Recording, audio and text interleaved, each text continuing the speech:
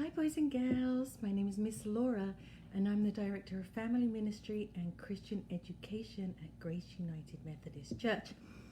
I have some exciting news for you. We are going to be starting a new study together, and that study is called Managing Our Emotions. Now that is something I think a lot of us need to learn how to do. Not just children, adults need to learn how to do that as well. Because sometimes our emotions can really get in the way of really important things in our lives. And we need to learn how to manage our emotions. So we're going to go through that together, and we're going to be talking about some great things. Let's see, I'll tell you some of the things that we're going to be talking about. Now, I actually did part of a study just like this with the youth, with the older teenagers that are in 6th grade to 12th grade, I believe. And we had a fun time doing some of this and talking about it, and it was really nice. It was a really nice session. So we're going to be doing this over a few weeks, actually, talking about this. But I'm going to make sure that it's a lot of fun also, that we will be doing activities and such, and that you will be able to share with me. I really do encourage you, when I do these classes, if you can, to type things into me about questions that you would like to talk about online, as we are live, as we are doing the session, things like that. We will also be going through the Grace United Methodist website page, not just through Facebook. So you will also be able to access through the Grace United Methodist website page. So let me tell you a couple of things that we are going to be talking about. We will be discussing so the purpose of this study, I'm going to show you all the children on the back here. The purpose of this study is to help children to learn about their emotions and accept God's gift of their entire range of emotions: sadness, joy, excitement, fear, and frustration, just to name a few. God created us with emotions, all of us. They can be positive, but they can also be negative, and they play a key role in our lives.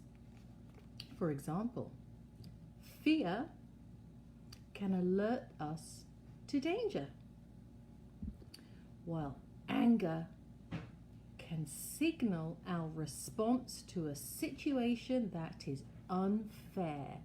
You see how our emotions can be good or bad, and even when they feel bad, they can be good. There's so much that we need to talk about, and I'm so excited to be able to do this with you. Let me tell you a couple of other things that are going to come up in our study. Okay, we have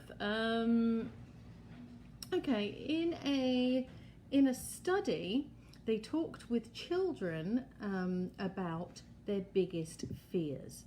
And some of the answers here: bad dreams, thunderstorms, and severe weather, war, and sounds at night.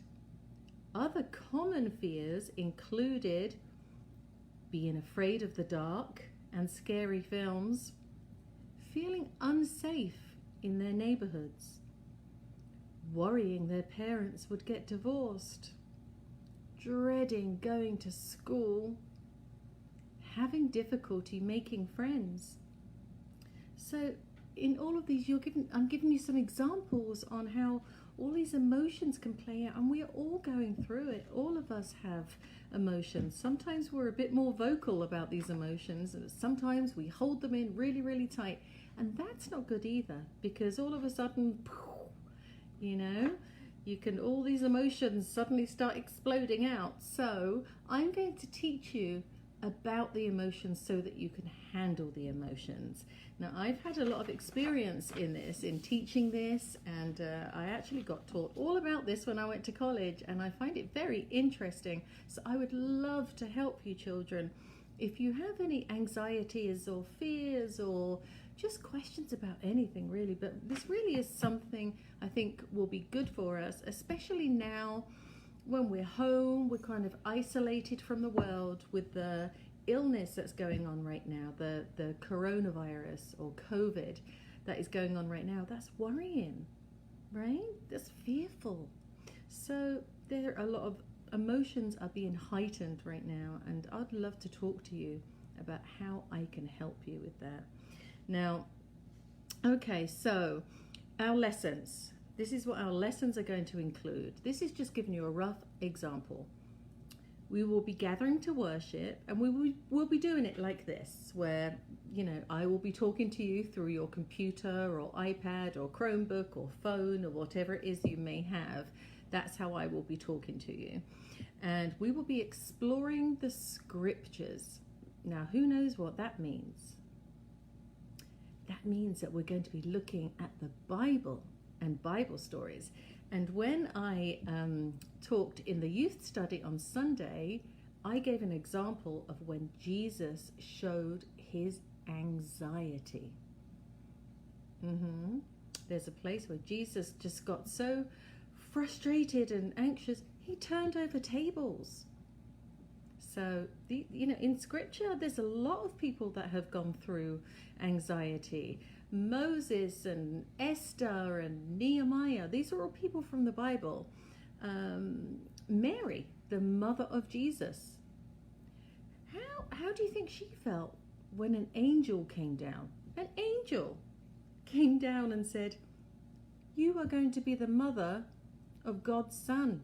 You are going to be the mother of Jesus the Christ." Now, don't tell me she said, "Oh, okay, thank you. Do you want a cup of tea now?" I bet the first thing was feeling anxious and probably fearful, and then a lot of questions, a lot of curiosity. So even the mother of Jesus and Jesus himself have shown anxiety, and those are things that we are going to be turning to in the scripture, and then ways in the Bible that teach us how to help with these things. Creating art, we like to do that. I will give you lots of warnings so that you can get the supplies, but I'm going to try and use supplies from around the house, but we will be creating art. Watching videos, I'm going to be sharing some videos through my screen to your screen, just little videos, so you won't be missing much if you can't access them, but just some videos about the topic on what we are talking about. We will be reflecting on the lesson, which means we will be thinking about what we have spoken about towards the end of the lesson, kind of thinking about, and I'll be saying to you, what do you think? What do you think of this part of the lesson? What do you think of that part? And I hope that you can answer me, that you have a computer or an iPad or a phone, so you can click in a message for me and I'll be able to answer it. Even just like I'm talking right now, on my screen, your answer will come up and I will be able to talk to you.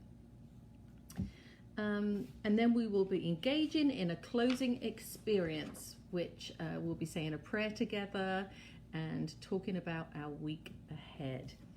So I think that's it. I think that's what I've got for you for our sessions. And I'm just excited. I'm excited that we are going to be doing this. And look at all these different faces.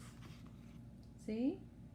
Are there different emotions on those faces? It looks like it to me. I see a lot of smiley faces, but looking on the front here, look at all these emotions.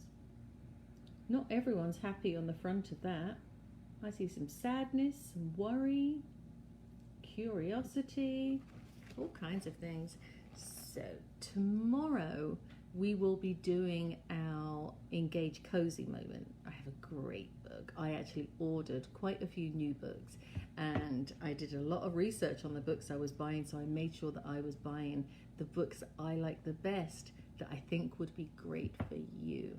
So tune in tomorrow at 5 o'clock for Engage Cozy Moments, where I will be reading you a wonderful book. And then on Thursday, we will be starting Managing Our Emotions. Now remember, you can invite a friend. Anybody is welcome. They do not have to be coming to Grace Church to be able to listen to, join in our study. I encourage everyone.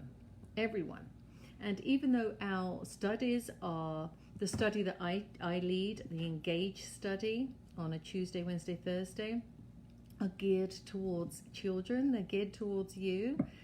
Other people can come too.